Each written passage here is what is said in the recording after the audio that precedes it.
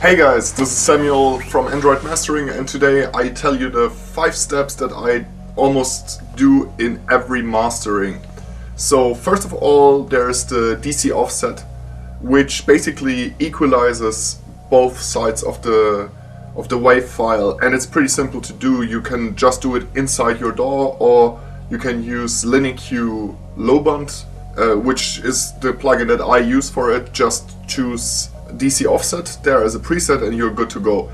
The next thing that I do on really almost every mastering to be honest with you, is multiband compression, because you can fix so many things. You can isolate certain frequency areas that are having too much amplitude and you can regulate them with the multiband compressor. You can just even out the proportions of a track.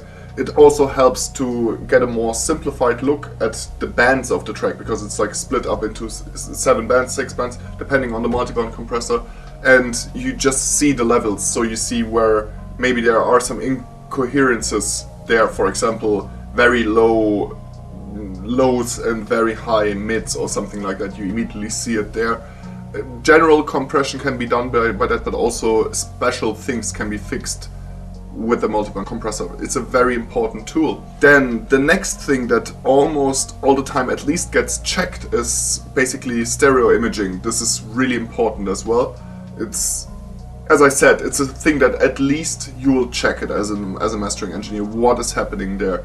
For example, is the low spectrum behaving in the stereo spectrum? You normally want that to be mono, so if there's, sound flubbering all around the stereo spectrum, then you fix that with a multiband stereo imager.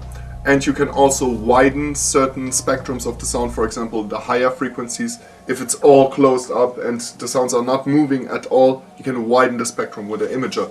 Multiband imager for mastering is what I would use normally, for sure, except if you just want to narrow everything down to mono or something like that. But in most instances a multiband tool makes a whole lot more sense.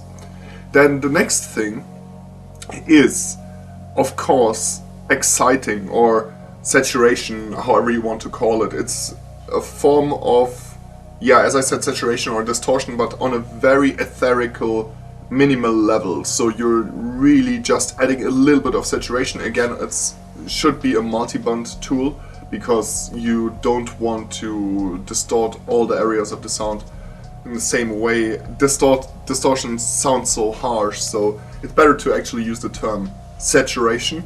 And you can also fix a lot of problems. If a track is, for example, overly dull, then you can add harmonics in the higher spectrum to fix that. That's a really common thing to do. You can also fatten up the lows a little bit, but overuse is not really a good thing to do with those tools. It's really something to use a little bit more dialed back. Really listen also on different levels, especially really loud, to hear if it's just getting too rich in harmonics and getting actually distorted, because you don't want that. Then we come actually to the last thing, which is a limiter. Every mastering chain, the last step is the limiter, which raises the volume and has basically an infinite ratio compressor that cuts everything off that goes over a certain limit. For example, minus 0.3 decibel in relation to the full scale, and then it will just cut off everything above that. It's really important. It gives the sound the loudness and the fatness, so that's also really important. I hope that you enjoyed this video. If you did enjoy this video, help my channel out by giving me a like, comment down below, and subscribe to the channel, and also ring that bell.